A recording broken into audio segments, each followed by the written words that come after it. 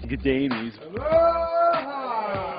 This oasis town, actually it's touted as one of the most beautiful oasis towns in the Sahara. This is the first trip we've been on where it's like we go to these places and there's nobody there. That was his bag.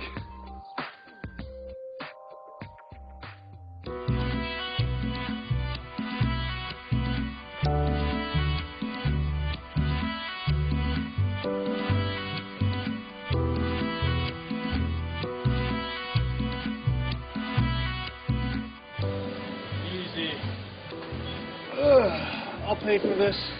Round of fuel? I've got the pocket lint it will cost you. Yeah.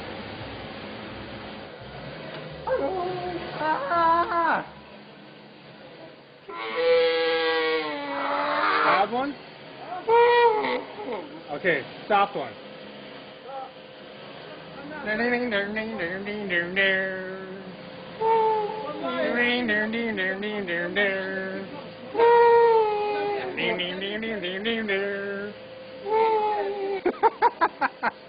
I can play a friggin' camel. Well done.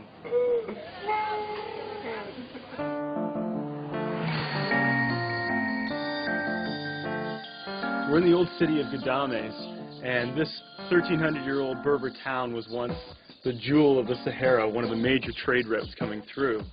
Today it's abandoned, but what's left is almost a ghost town that you get to wander around this amazing labyrinth of streets. And it's so well protected just due to the fact that so very few people have gone through it. So you have a game of hide and go seek, would be the perfect place. Right here. Not it. Not it. Trace it. How many steamboats? 15 Ricky Dragon Boat steamboats. What do I have to do it?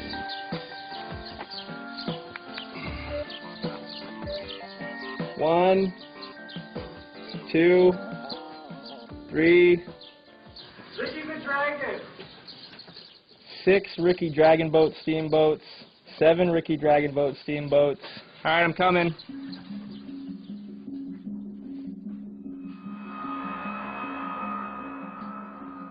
There's no way I'm gonna find anyone in here. Just goes on forever.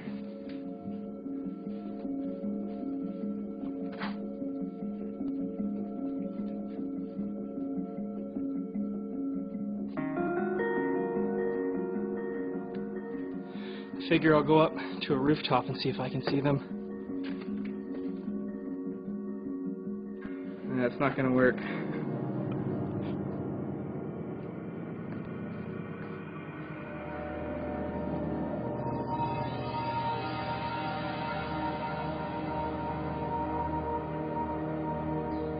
I haven't seen the same thing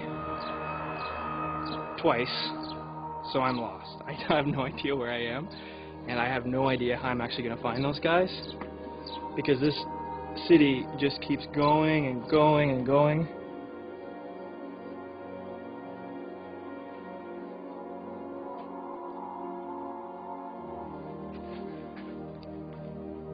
Oh my God. This is probably kind of a stupid idea, as no one has a map. Honestly, I'm just trying to find my way out right now.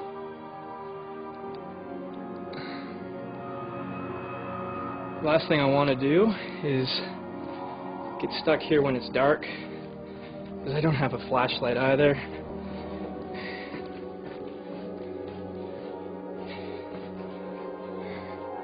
And the only areas you can see are the parts where the sunlight is kind of, well, skylight is coming in. There's not even any sun.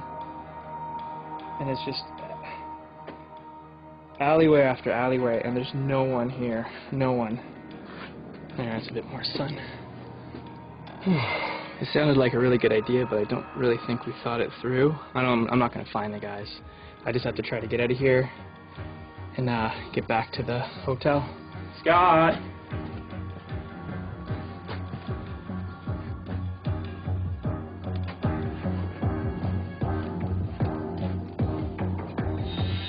There he is.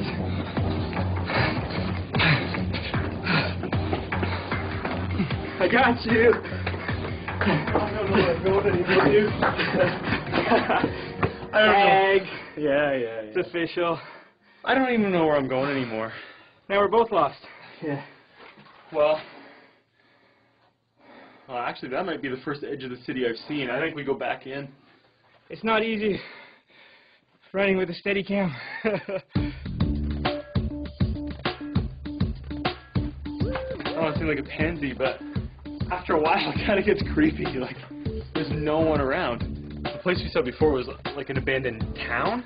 This is an abandoned, like, metropolis. Like, this is huge. I think from up here we hold a massive advantage. Getting up to the rooftop, you'll see the view. Now you can see just how big this city is. It's just rooftop to rooftop to rooftop. The cool thing is, actually, it's not cool at all. I'm walking the women's only pathway. During the daytime, the women would only use these pathways to connect from building to building.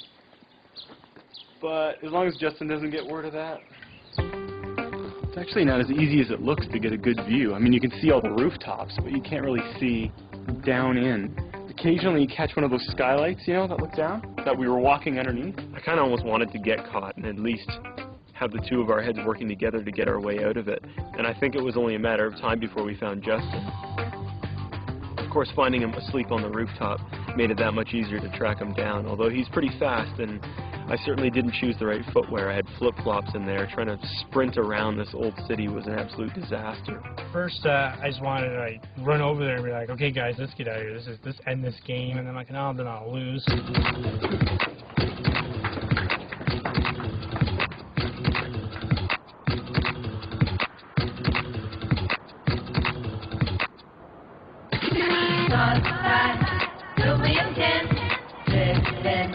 I could see you made it to the waterside, and it's where you should be. You spend most of your days unstable in your way out of reach of the beach.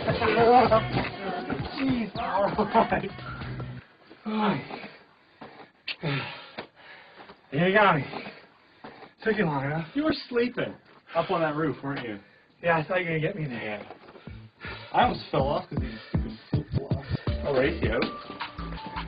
I'll race you. You go first. Go. You go. Alright. This way. That was the longest game Yeah. of tag in history. It took like an hour just to get out.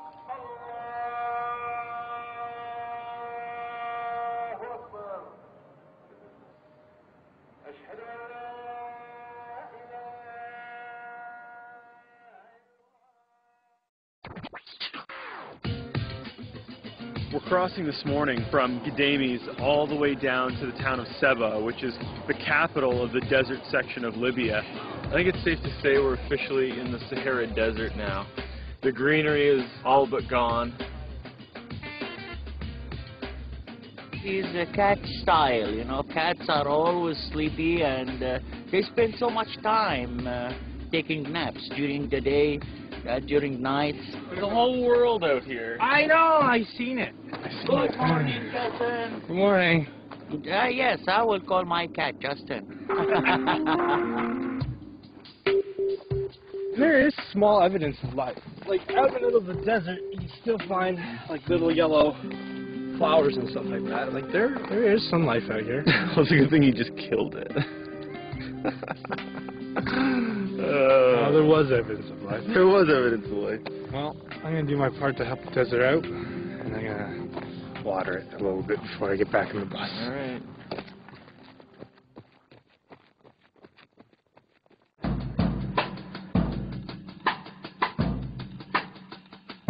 We just pulled the White Rhino off here and had a look. I guess there's a big rally race going on. With the help of our entourage, we've been able to organize a four-wheel vehicle that's going to take us out to the race. It's about 22 kilometers just out into the desert, so the White Rhino wouldn't have made it on its own. Just a little tip for you. If you're going out to the desert in a four-wheel vehicle, it's important to have gas. And right now this vehicle has no gas, and we're about to go out there. So our driver is trying to find gas wherever he can. Well, he was able to scrounge up 20 liters of gas.